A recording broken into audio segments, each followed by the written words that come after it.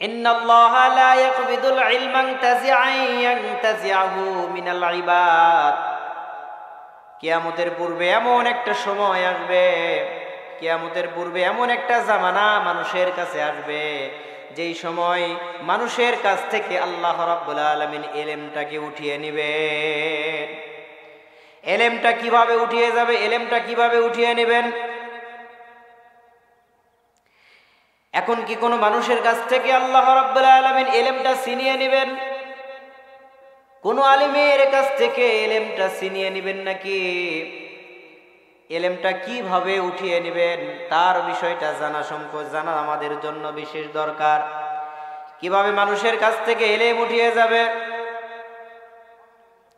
ওয়ালাকিন ইয়াকবিদুল ইলমা ইনতাজিআন ইয়ানতাজিআহু মিনাল ইবাদ। আল্লাহ রাসূল সাল্লাল্লাহু আলাইহি ওয়াসাল্লাম বলেন, মানুষের কাছ থেকে যখন আল্লাহ তাআলা ইলমকে উঠিয়ে নেবেন, ইলমটাকে এমন ভাবে উঠিয়ে নেবেন যখন কোনো বড় বড় আলেম, বড় বড় মুফতি, বড় বড় মুহাদ্দিস এই পৃথিবী থেকে চিরকালের মতো আল্লাহর যাকে সাড়া দিবে, আখিরাতের দিকে চলে যাবে, কবরের জমিনে শায়িত হয়ে যাবে, মানে মারা যাওয়ার মাধ্যমেই পৃথিবী থেকে ইলম আল্লাহ তাআলা উঠিয়ে নেবেন।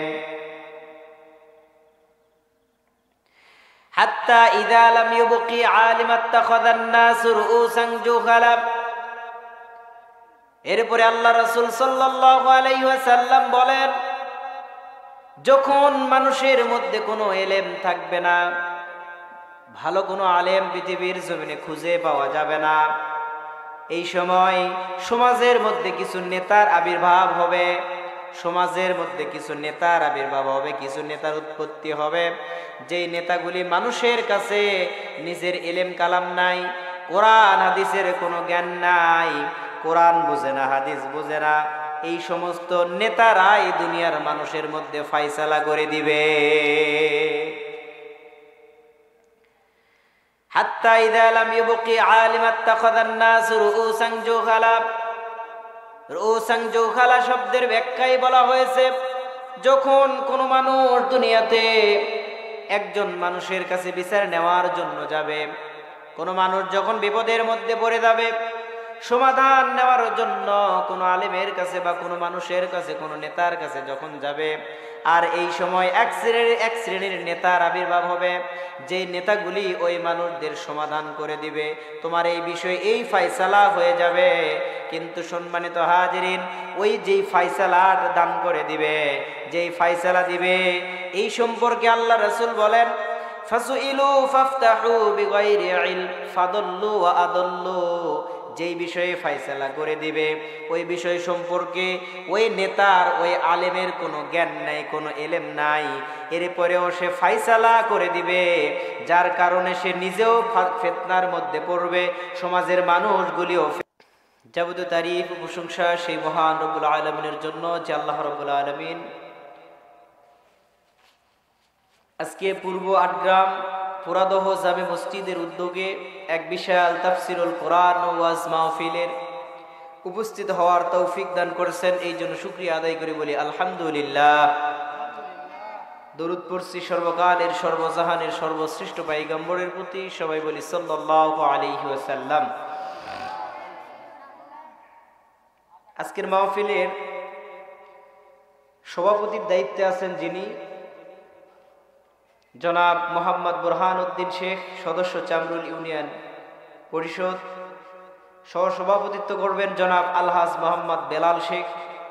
প্রধান অতিথি জনাব আলহাজ মোহাম্মদ শাহজাহান আলী, চেয়ারম্যান চামরুল ইউনিয়ন পরিষদ।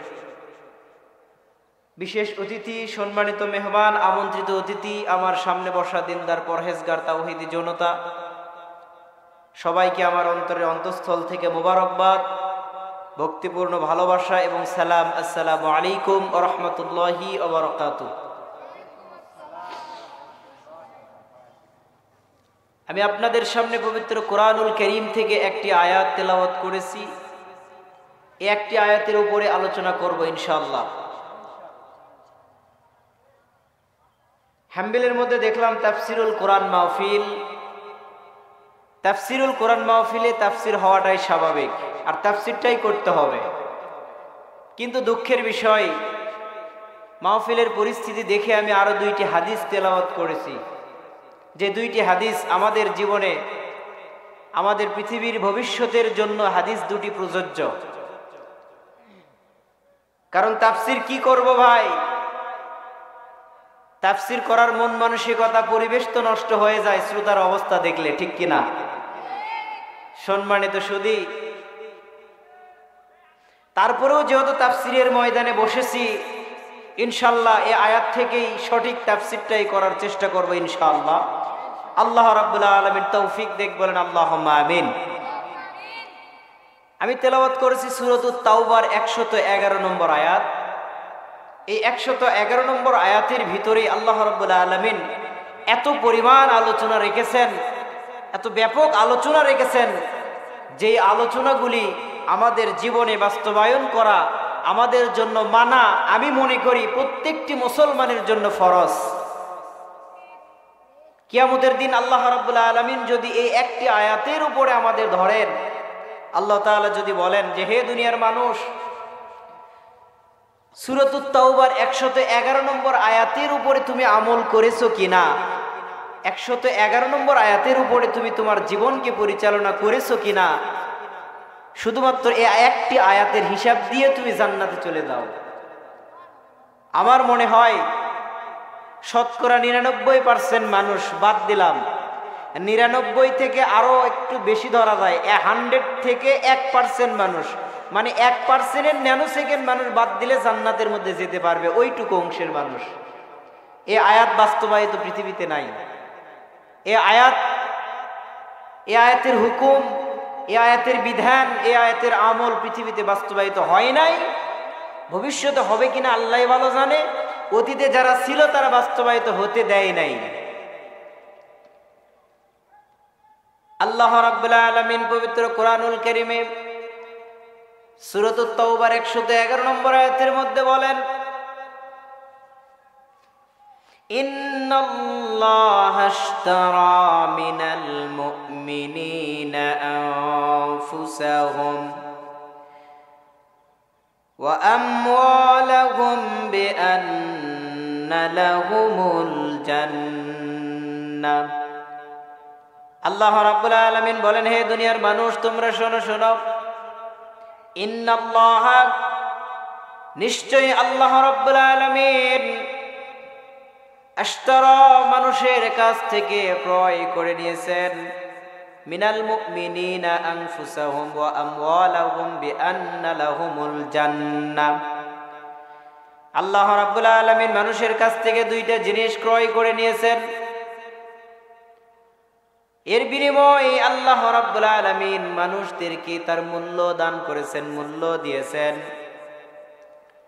আল্লাহ রাব্বুল আলামিন 2টা জিনিস ক্রয় করেছেন, জান এবং মাল, জীবন এবং মানুষের সম্পদ। এই 2টা জিনিসকে আল্লাহ রাব্বুল আলামিন ক্রয় করে নিয়েছেন, আর এর বিনিময়ে আল্লাহ রাব্বুল আলামিন মানুষদের জান্নাত দান করে দিয়েছে। জোরে বলেন সুবহানাল্লাহ। আমাদের দিল জান্নাত, আর আমাদের কাছ থেকে নিল আল্লাহ তাআলা আমাদের জান এবং আমাদের সম্পদ। এই জান আর সম্পদ, এই 2টা এমন একটা জিনিস, এই 2টা এমন একটা বিষয়, এমন একটা বস্তু, এই 2টাকে যদি আল্লাহর জমিনে আল্লাহর জন্য উৎসর্গ করতে না পারেন, তাহলে আপনার পুরা জিন্দেগি, ইহকাল পরকাল 2টাই ব্যর্থ, কোনো লাভ নাই। এই কথাগুলি আমরা বুঝাবো কাকে ভাই? এই কথাগুলি কি আমরা প্যান্ডেলের কাপড়কে বুঝাবো, প্যান্ডেলের বাঁশকে বুঝাবো? কোরআনের তাফসির, কোরআনের সঠিক কথাগুলো বুঝাইতে গেলে তো মানুষের দরকার। কিন্তু দুঃখজনক হলেও সত্য, কিয়ামতের পূর্বে অসংখ্য মানুষ আল্লাহ রাব্বুল আলামিনের দ্বীনের উপরে অটল থাকবেন, দ্বীনের দাবি করবেন, আলেম হিসেবে দাবি করবেন, এলেমদার হিসেবে দাবি করবেন, কিন্তু মানুষের ভিতরে এলেম থাকবে না, আমল থাকবে না, কোরআন থাকবে না, হাদিস থাকবে না, মানুষের ভিতরে কোনো আমলই নাই। বুখারী শরীফের 100 নম্বর হাদিসের মধ্যে রাসূল সাল্লাল্লাহু আলাইহি ওয়াসাল্লাম বলেন, ইন্নাল্লাহা লা ইয়াকবিদুল ইলমা তাজিআন ইয়ানতাজিআহু মিনাল ইবাদ। কিয়ামতের পূর্বে এমন একটা সময় আসবে, কিয়ামতের পূর্বে এমন একটা জামানা মানুষের কাছে আসবে, যেই সময় মানুষের কাছ থেকে আল্লাহ রাব্বুল আলামিন ইলমটাকে উঠিয়ে নেবেন। ইলমটা কিভাবে উঠিয়ে যাবে? ইলমটা কিভাবে উঠিয়ে নেবেন? এখন কি কোনো মানুষের কাছ থেকে আল্লাহ রাব্বুল আলামিন ইলমটা ছিনিয়ে নেবেন? কোন আলিমের কাছ থেকে ইলমটা ছিনিয়ে নেবেন নাকি? ইলমটা কিভাবে উঠিয়ে নেবেন তার বিষয়টা জানা আমাদের জন্য বিশেষ দরকার। কিভাবে মানুষের কাছ থেকে ইলম উঠিয়ে যাবে? ওয়ালাকিন ইয়াকবিদুল ইলমা তাজিআন ইয়ানতাজিআহু মিনাল ইবাদ। আল্লাহ রাসূল সাল্লাল্লাহু আলাইহি ওয়াসাল্লাম বলেন, মানুষের কাছ থেকে যখন আল্লাহ তাআলা ইলমকে উঠিয়ে নেবেন, ইলমটাকে এমন ভাবে উঠিয়ে নেবেন যখন কোন বড় বড় আলেম, বড় বড় মুফতি, বড় বড় মুহাদ্দিস এই পৃথিবী থেকে চিরকালের মতো আল্লাহর ডাকে সাড়া দিবে, আখিরাতের দিকে চলে যাবে, কবরের জমিনে শায়িত হয়ে যাবে, মানে মারা যাওয়ার মাধ্যমে এই পৃথিবী থেকে ইলম আল্লাহ তাআলা উঠিয়ে নেবেন। হাত্তা ইযা লাম ইউবকি আলিমান তাখাযান নাস রুউসান জুহালা। এরপরে আল্লাহ রাসূল সাল্লাল্লাহু আলাইহি ওয়াসাল্লাম বলেন, যখন মানুষের মধ্যে কোনো ইলম থাকবে না, ভালো কোনো আলেম পৃথিবীর জমিনে খুঁজে পাওয়া যাবে না, এই সময় সমাজের মধ্যে কিছু নেতার আবির্ভাব হবে, সমাজের মধ্যে কিছু নেতার আবির্ভাব হবে, কিছু নেতার উৎপত্তি হবে, যেই নেতাগুলি মানুষের কাছে নিজের ইলম কালাম নাই, কোরআন হাদিসের কোনো জ্ঞান নাই, কোরআন বুঝে না, হাদিস বুঝে না, এই সমস্ত নেতারাই দুনিয়ার মানুষের মধ্যে ফায়সালা করে দিবে। হাত্তা ইযা লাম ইউবকি আলিমান তাখাযান নাস রুউসান জুহালা। রুউসান জুহালা শব্দের ব্যাখ্যায় বলা হয়েছে, যখন কোন মানুষ দুনিয়াতে একজন মানুষের কাছে বিচার নেওয়ার জন্য যাবে, কোন মানুষ যখন বিপদের মধ্যে পড়ে যাবে, সমাধান নেওয়ার জন্য কোন আলেমের কাছে বা কোন মানুষের কাছে, কোন নেতার কাছে যখন যাবে, আর এই সময় এক শ্রেণীর নেতার আবির্ভাব হবে, যে নেতাগুলি ওই মানুষদের সমাধান করে দিবে, তোমার এই বিষয়ে এই ফায়সালা হয়ে যাবে। কিন্তু সম্মানিত হাজিরিন, ওই যেই ফায়সালার দান করে দিবে, যেই ফায়সালা দিবে, এই সম্পর্কে আল্লাহ রাসূল বলেন, ফাসুইলু ফাফতাহু বিগাইরি ইলম ফাদাল্লু ওয়া আদাল্লু। যেই বিষয়ে ফায়সালা করে দিবে, ওই বিষয় সম্পর্কে ওই নেতার, ওই আলেমের কোনো জ্ঞান নাই, কোনো ইলম নাই, এরপরেও সে ফায়সালা করে দিবে, যার কারণে সে নিজেও ফিতনার মধ্যে পড়বে, সমাজের মানুষগুলিও ফিতনার মধ্যে পড়ে যাবে। বর্তমান জামানা চলে এসেছে ভাই।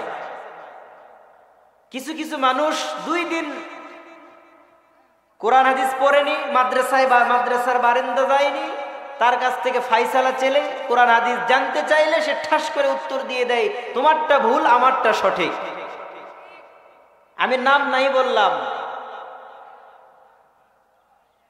40 দিন, 3 দিন এইভাবে কিছুদিন সময় দিয়ে আসার পরে, খাটাখাটনি করে আসার পরে বলে, আমি মুফতি, তোমারটা ভুল, আমারটা সঠিক। আমি আর বেশি দূর নিচে যাচ্ছি না ভাই। আল্লাহ তাআলা সবাইকে বোঝার তৌফিক দেখ, বলেন আমিন। মুসলিম শরীফের 2742 নম্বর হাদিস, হযরত আবু সাঈদ খুদরি রাদিয়াল্লাহু তাআলা আনহু বলেন, রাসূল সাল্লাল্লাহু আলাইহি সাল্লাম ইরশাদ করেছেন, ইন্নাদ দুনিয়া হুলওয়াতুন খুদিরা। ও দুনিয়ার মানুষ, তোমাদের জন্য বলি, তোমরা শোনো, ইন্নাদ দুনিয়া হুলওয়াতুন খুদিরা। এই দুনিয়াটা তোমাদের জন্য চাকচিক্যময় মিষ্টি ফলের মতো করে দুনিয়াটাকে সৃষ্টি করা হয়েছে। এই দুনিয়াটা এমন চাকচিক্যময় করে বানানো হয়েছে, এত সৌন্দর্যমণ্ডিত করে দুনিয়াটা সৃষ্টি করা হয়েছে, এই দুনিয়ার পিছে তোমরা যদি একবার পড়ে যাও, দুনিয়ার মহব্বত যদি তোমাদের অন্তরের মধ্যে, কলিজার মধ্যে ঢুকে যায়, তাহলে দুনিয়ার মানুষ তোমরা বুঝে নেবে এই দুনিয়াটা তোমাদের জন্য লোভনীয় একটা জায়গা, তোমরা মহব্বতে পড়েছ। এই জন্য আল্লাহ রাসূল বলেন, ইন্নাদ দুনিয়া হুলওয়াতুন খুদিরা, এই দুনিয়াটা এমন চাকচিক্যময় মিষ্টি ফলের মতো, মহব্বতের সঙ্গে দুনিয়াটাকে আল্লাহ তাআলা সৃষ্টি করেছেন, বানিয়েছেন। যেই দুনিয়ার মহব্বত সম্পর্কে আল্লাহর রাসূল বলেন, ইন্নাদ দুনিয়া হুলওয়াতুন খুদিরা, এই ক্ষতিগ্রস্ত দুনিয়া, এই মিষ্টি ফলের মতো দুনিয়া, চাকচিক্যময় দুনিয়া, এই দুনিয়ার পিছন থেকে, মহব্বত থেকে তোমরা নিজেকে হেফাজত করো। ওয়া ইন্নাল্লাহা মুস্তাখলিফাকুম ফিহা ফানাজিরু কাইফা তা'মালুন।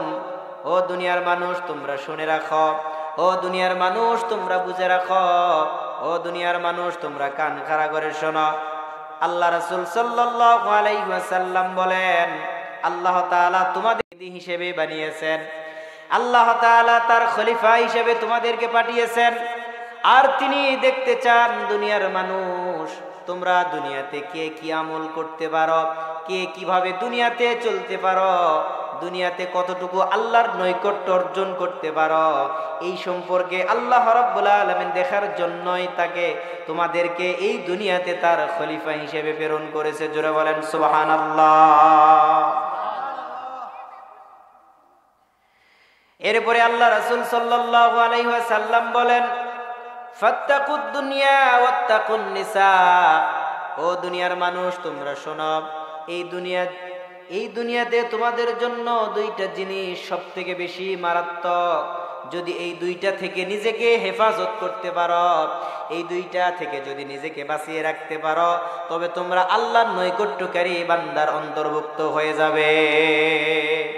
ফাত্তাকুদ দুনিয়া ওয়াত্তাকুন নিসা, একটা হলো দুনিয়া, যদি তোমরা দুনিয়ার মহব্বতে পড়ে যাও, তোমরা যদি দুনিয়ার পিছে লোভনীয়র সাথে পড়ে যাও, তবে তোমরা ক্ষতিগ্রস্ত হয়ে যাবে। আরেকটা হলো মেয়ে কেন্দ্রিক, মেয়ে এবং নারী, এই মেয়ে বা নারী দুইটার মধ্যে যদি তোমরা পিছনে পড়ে যাও, তোমরা যদি মেয়ের পিছনে লোভনীয়ভাবে পড়ে যাও, মেয়ের উপরে যদি বেশি আকৃষ্ট হয়ে যাও, মেয়ের প্রতি যদি বেশি মহব্বতের সঙ্গে জড়িয়ে থাকো, তবে তোমাদের জন্য সব থেকে বেশি ক্ষতির কারণ হবে এই দুইটা। ফাত্তাকুদ দুনিয়া ওয়াত্তাকুন নিসা। এই জন্য আল্লাহ রাসূল সাল্লাল্লাহু আলাইহি ওয়াসাল্লাম বলেন, ও দুনিয়ার মানুষ, আমার সাহাবীরা তোমরা শোনো, তোমরা মেয়ে এবং দুনিয়া এই দুইটা থেকে নিজেকে হেফাজত করো, আল্লাহর নৈকট্যকারী বান্দা হিসেবে তোমরা গ্রহণযোগ্য হয়ে যাবে। এরপরে আল্লাহ রাসূল বলেন, ও দুনিয়ার মানুষ, আমার সাহাবীরা তোমরা শোনো, ফাইন্না আউওয়ালা ফিতনাতা বানি ইসরাঈলা কানাত ফিন নিসা। বনি ইসরাইল গোত্রের এক শ্রেণীর লোক ছিল, বনি ইসরাইল গোত্রের এক শ্রেণীর মানুষ ছিল, যেই মানুষগুলি মেয়ের পিছনে সব থেকে বেশি লোভনীয় ছিল, মেয়েকে তারা সব থেকে বেশি আকৃষ্ট করত, মেয়ের সঙ্গে তারা বেশি সম্পর্ক করত। এই জন্য আল্লাহ রাসূল বলেন, ও সাহাবীরা, বনি ইসরাইল গোত্রের এক শ্রেণীর লোক মেয়ের সঙ্গে বেশি সম্পর্ক করার কারণে, মেয়েদের সঙ্গে বেশি অপকর্ম করার কারণে, মেয়েদের সঙ্গে বেশি জিনা ব্যভিচারে লিপ্ত হওয়ার কারণে, পরকিয়া করার কারণে, ঘরে বউ থাকার পরেও নিজের স্বামী অন্য একটা মেয়ের সঙ্গে পরকিয়ায় জড়িত হওয়ার কারণে, আর মেয়েরা নিজের স্বামী থাকার সঙ্গেও অন্য আরেকটা ছেলেকে যখন আকৃষ্ট করে, আল্লাহ রাসূল বলেন বনি ইসরাইল গোত্রের এই স্বভাবটা ছিল, যার কারণে তারা ধ্বংস হয়েছে। আর যদি তোমাদের ভিতরে এমন স্বভাব থাকে, তবে তোমরাও কিন্তু ধ্বংস হয়ে যাবে। সম্মানিত ভাইরা, এই হাদিসটা কিন্তু আমাদের অনেক কঠিন একটা হাদিস। আমরা কিন্তু অলরেডি দুনিয়ার মহব্বতে পড়ে গেছি, যার প্রমাণ আজকের এই প্যান্ডেলের মধ্যে বসলে দেখা যায়। আমরা যে দুনিয়ার মহব্বতে কতটা পড়ে গেছি তার প্রমাণ প্যান্ডেলে আসলে দেখা যায়। সাইড থেকে এক শ্রেণীর টিকটকার ভাইরা, তারা মোবাইলে ভিডিও করে দেখাবে, টিকটকের মধ্যে ছেড়ে দিবে, কিয়ামতের আলামত, মেলায় মানুষের অভাব নাই, প্যান্ডেলে মানুষ খুঁজে পাওয়া যায় না, ঠিক কিনা বলেন? সম্মানিত ভাইরা, এই প্যান্ডেলের মানুষ থাকার কথা ছিল, মুসলমান থাকার কথা ছিল, কিন্তু দুঃখের বিষয় হলো তাফসির কি করব ভাই, কোরআনের কথা কারে শোনাবো? এখানে তো মানুষ নাই। আল্লাহর রাসূল একজন মুসলমান বান্দা, আল্লাহর একজন গোলাম। শাহ ওলিউল্লাহ মুহাদ্দিস দেহলভী রহমাতুল্লাহ আলাইহি তার জীবনী পড়লে পাওয়া যায় তিনি তার জীবদ্দশায় যত প্রোগ্রাম করেছেন, যত বয়ান করেছেন, যত তাফসীর মাহফিলে যত আলোচনা করেছেন, মানুষের কাছে যত কোরআন হাদিস শিখিয়েছেন, শুনিয়েছেন, প্রত্যেক জায়গায় তিনি বয়ান করার সময় তিনি এমন অবস্থানে এমনভাবে বয়ান করেন, একটু আমার দিকে লক্ষ্য দেন। এই যে রুমালটা আপনারা দেখতেছেন, যখন এই শায়েখ তিনি বয়ান করতেন, এইভাবে মুখের মধ্যে রুমাল দিয়ে তিনি বয়ান করতেন। তার একজন খলিফা তিনি বলতেন, ও শায়েখ হুজুর, তো আপনি মুখের মধ্যে রুমাল দিয়ে কেন বয়ান করেন, জানতে চাই। হযরত শাহ ওলিউল্লাহ মুহাদ্দিস দেহলভী রাহমাতুল্লাহি আলাইহি তিনি তার প্রশ্নের জবাবে বলেন, আমি মুখে রুমাল দিয়ে বয়ান করি, তুমি শুনতে চাও কেন, বলো।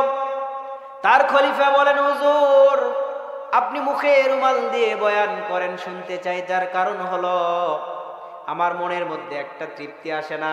কারণ অনেকেই শ্রোতার মুখ দেখে দেখে ওয়াজ করে, বয়ান করে, কিন্তু আপনি শ্রোতার মুখ দেখেন না, তার কারণ কি জানতে চাই। শ্রোতার মুখ দেখে দেখে আপনি কেন বয়ান করেন না, জানতে চাই।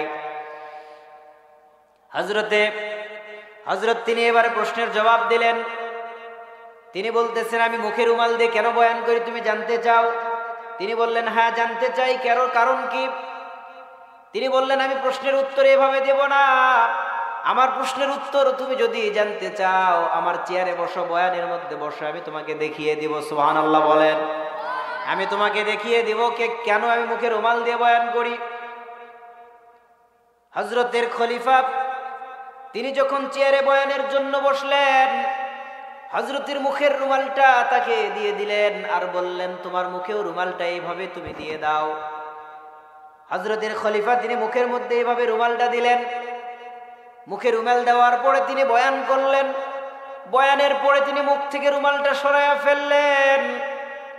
মুখ থেকে যখন বয়ান করার পরে মুখ থেকে যখন রুমালটা সরিয়ে ফেললেন, মুখ থেকে রুমাল সরানোর পরে তিনি আল্লাহর হস্তে চিল্লায়া তিনি বলতেছেন, আল্লাহু আকবার। ও শায়েখ, আমার উস্তাদ, আমার হুজুর, ও হযরত, আপনি কি দেখাইলেন, আপনি কি দেখে দেখে বয়ান করেন? তিনি রুমাল দিয়ে মুখটা ঢাকার পরে তিনি কি দেখতে পেলেন জানার দরকার আছে না নাই? সম্মানিত হাজিরিন, লক্ষ্য দিতে হবে।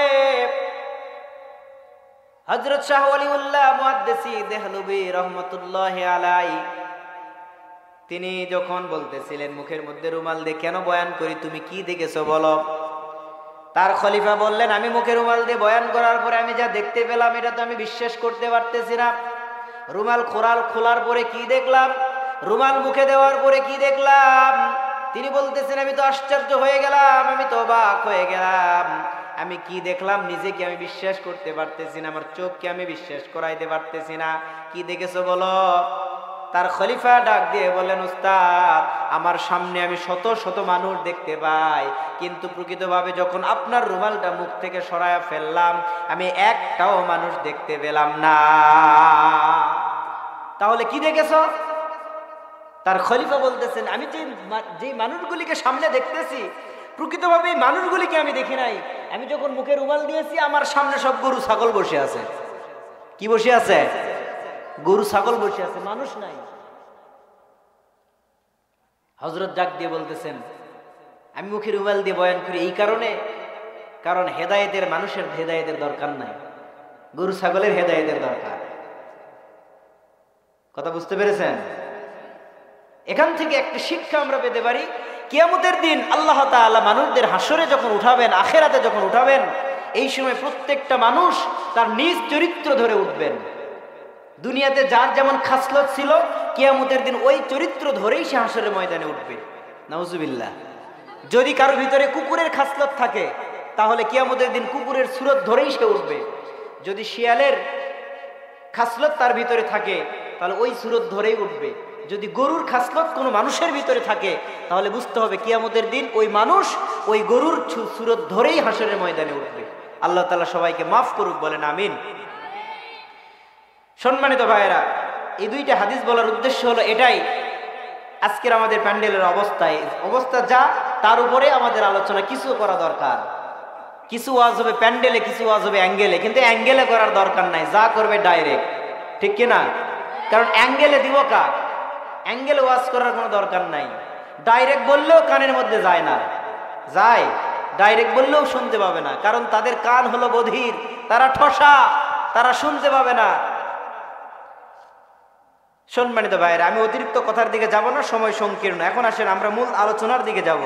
আমরা আলোচনা করব সূরাতুত তাওবার 111 নম্বর আয়াত। কোন সূরা? সূরাতুত তাওবা, আয়াত নম্বর কত?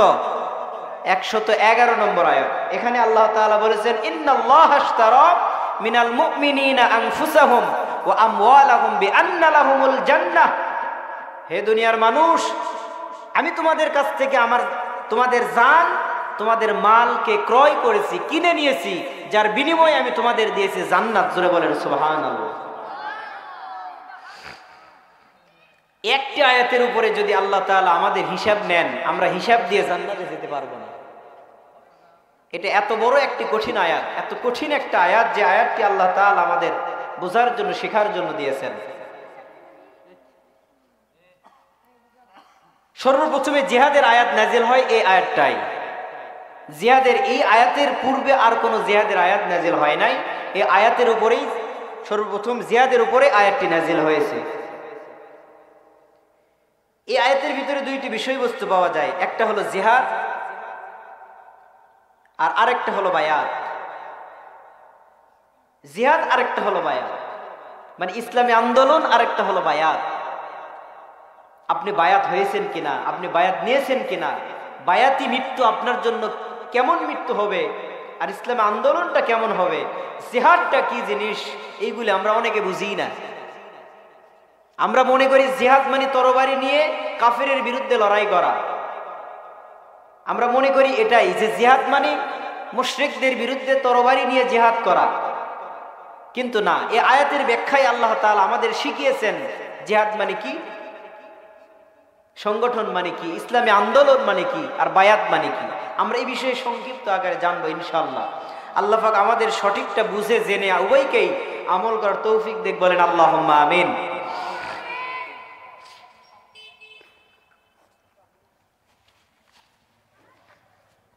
এই আয়াতের উপরে আলোচনা শুনতে হলে আমাদের 8টি বিষয় লক্ষ্য রাখতে হবে। 8টি বিষয় হলো কি? জিহাদ কি, জিহাদ কাহাকে বলে, এরপরে জিহাদের স্তর কতটি, দাওয়াতি ইলাল্লাহ এটা কি বিষয়, এরপরে আমাদের লক্ষ্য রাখতে হবে শাহাদাতি আলান নাস, এরপরে লক্ষ্য রাখতে হবে কিতাল ফি সাবিলিল্লাহ, এরপরে আমাদের লক্ষ্য রাখতে হবে আমল বিল মারুফ নাহি আনিল মুনকার, এরপরে আমাদের লক্ষ্য রাখতে হবে ইকামাতে দ্বীন। সম্মানিত ভাইয়ের, এতগুলি বিষয় হয়তো আমাদের জানা অসম্ভব হবে। আমি আপনাদের কাছে সংক্ষিপ্ত আকারে কিছু বিষয় তুলে ধরার চেষ্টা করব, বলেন ইনশাআল্লাহ। সূরাতুস সাফের 11 নম্বর আয়াতে আল্লাহ রাব্বুল আলামিন বলেন, তুমিনুনা বিল্লাহি ওয়া রাসূলিহি ওয়া তুজাহিদুনা ফি সাবিলিল্লাহি বিআমওয়ালিকুম ওয়া আনফুসিকুম যালিকুম খায়রুল লাকুম ইন কুনতুম তা'লামুন। জোরে জোরে বলেন আল্লাহু আকবার। আল্লাহ রাব্বুল আলামিন বলেন, দুনিয়ার মানুষ তোমরা শোনো, শোনো, ও দুনিয়ার মানুষ তোমরা শোনো, তোমরা আল্লাহ ও তার রাসূলের প্রতি যদি ঈমান আনো, আল্লাহ এবং তার রাসূলের প্রতি যদি তোমরা বিশ্বাস স্থাপন করো, তবে তোমাদের জান এবং তোমাদের মাল দিয়ে আল্লাহর জন্য আন্দোলন করো, আল্লাহর রাস্তায় নিজের জীবন এবং মালকে উৎসর্গ করে দাও। যদি দিতে পারো, এটাই হলো তোমাদের জন্য উত্তম আমল, যদি তোমরা জানতে। কিন্তু আমরা দুনিয়ার মানুষ জান দেওয়া কি আর মাল দেওয়া কি কোনোটাই বুঝি না, কথা বলেন ঠিক কিনা? এখন যদি কাছে টাকা চাওয়া হয়, যদি বলা হয় মাল মানে সম্পদ, যদি বলা হয় তোমাকে ইসলামের জন্য কিছু সম্পদ দিতে হবে, কিছু অর্থ দিতে হবে, তখন বলবে না না না, আমি দিতে পারবো না, কারণ মেয়ে কেবল ছোট, মেয়েকে এখনো বিয়ে দিতে পারি নাই, আমার ছেলেকে আমি বিয়ে দিতে পারি নাই, আমার সংসার আছে, আমার পরিবার আছে, আমার অর্থ সম্পদ আমি এখনো ব্যয় করতে পারবো না। কারণ এই জন্য ব্যয় করতে পারবো না, এই সিজনে আমাকে কয়েক বিঘা আলু লাগাইতে হবে, তার জন্য খরচ আছে। দুনিয়ার মহব্বত আমরা ত্যাগ করতে পারি নাই, দুনিয়ার মহব্বত, সংসারের মহব্বত আমরা ত্যাগ করতে পারি নাই, এখনো আমরা বাদ দিতে পারি নাই। দুনিয়ার মহব্বত যদি আমরা বাদ দিতে পারি, তাহলে আল্লাহর নৈকট্যকারী বান্দা হিসেবে আমাদের জন্য সব থেকে বেশি লাভজনক হবে। সম্মানিত ভাইয়ের, একটু লক্ষ্য দিয়ে শুনতে হবে। এই আয়াতের মধ্যে সর্বপ্রথমে আল্লাহ রাব্বুল আলামিন বেচা কেনার কথা বলেছেন, ক্রয় বিক্রয়ের কথা বলেছেন। এটা এমন একটা বেচা কেনা, এটা এমন একটা ক্রয় বিক্রয়, এটা এমন একটা কাস্টমার আর বিক্রেতার ভিতরে এমন একটা পদ্ধতি, যেই পদ্ধতিটা এত চমৎকার, এত বরকতপূর্ণ, এত ফজিলতপূর্ণ বেচা কেনা, যেই বেচা কেনা আমাদের জন্য কতই না লাভজনক। কারণ যার জিনিস তাকেই ফেরত দিয়ে, সবেমাত্র যার জিনিস তাকেই ফেরত দিয়ে আমরা জান্নাত কামাই করব। জোরে বলেন সুবহানাল্লাহ। এখন বলেন, আমাদের জান, আমাদের মাল, যেটা আল্লাহ তাআলা আমাদের দিয়েছেন, এটা কার সম্পদ? জান কার সম্পদ? মাল কার সম্পদ? জান্নাত কার সম্পদ? তাহলে সবই তো আল্লাহ। তাহলে জান আর মাল আল্লাহ তাআলা আপনার কাছ থেকে কেন ক্রয় করলেন? যদি আল্লাহর জান হয়, আল্লাহর যদি মাল হয়, তাহলে আল্লাহর দেওয়া সম্পদ আপনার কাছে কেন? প্রশ্ন আছে না নাই? আল্লাহর সম্পদ আপনার কাছে কেন? কারণ যার সম্পদ তার কাছে থাকার কথা। এখন এনে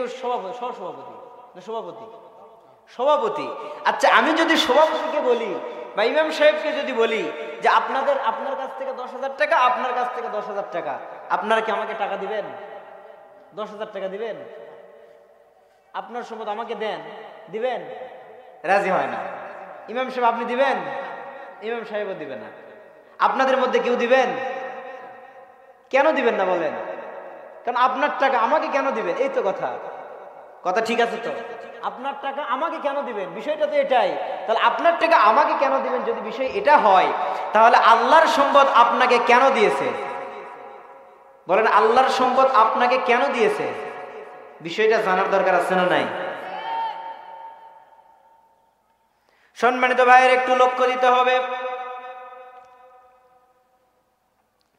আল্লাহ রাব্বুল আলামিন এই আয়াতের সর্বপ্রথমেই তিনি বেচা কেনার একটা বিষয় সিলেক্টেড করে দিয়েছেন, বেচা কেনার একটা কথা বলেছেন।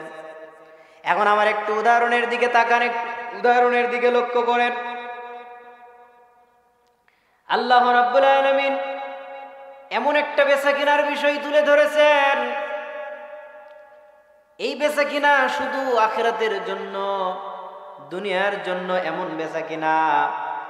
কারণ একটু লক্ষ্য দিয়ে শুনতে হবে। দুনিয়াতে যদি কোনো দোকানদারের কাছে আমরা কোনো জিনিস ক্রয় করতে যাই, বেচা কেনার সম্পর্কে কিন্তু 4টা শর্ত রয়েছে। এই 4টা শর্ত কি কি একটু লক্ষ্য দিয়ে শুনেন। সর্বপ্রথমে একটা কাস্টমারের দরকার। যদি কাস্টমার না থাকে, দোকানদার কিন্তু কোনো কিছু বিক্রি করতে পারবে না। কথা বলেন ঠিক কিনা?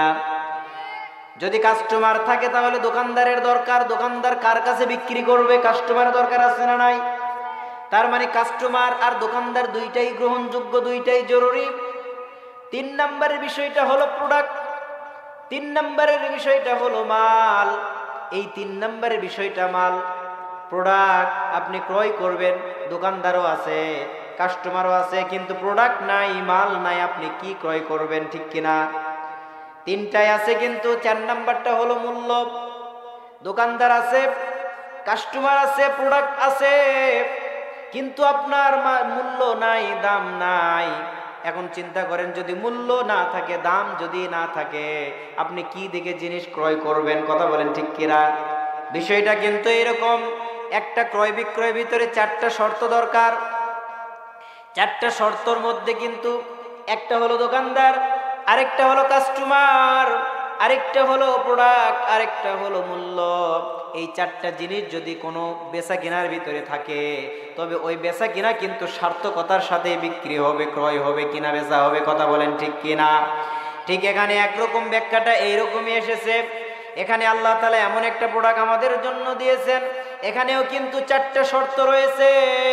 1 নম্বরের শর্ত হলো আমরা কাস্টমার, আর 2 নম্বরের শর্ত হলো কিন্তু মুয়াজ্জিন যিনি ক্রয় করবেন দোকানদার, আর 3 নম্বরের শর্ত হলো কিন্তু আমাদের জান আর মাল, 4 নম্বরের শর্ত হলো মূল্য মানে জান্নাত। একটু লক্ষ্য করেন, একটু বোঝার চেষ্টা করেন। এখানে কিন্তু যিনি ক্রয় করবেন কাস্টমার হিসেবে কিন্তু আমাদের রব, আমাদের আল্লাহ, আমাদের সৃষ্টিকর্তা, তিনি কিন্তু ক্রয় করবেন আমাদের সম্পদ, তিনি কিন্তু কাস্টমার। কথা বলেন ঠিক কিনা? তিনি হলেন আমাদের কাস্টমার, আর আমরা হলাম কিন্তু মালিক। আমরা আমাদের সম্পদ আল্লাহর জন্য বিক্রি করে দিব। আমরা কিন্তু মালিক, আমরা কিন্তু দোকানদার, আমরা বিক্রি করে দিব।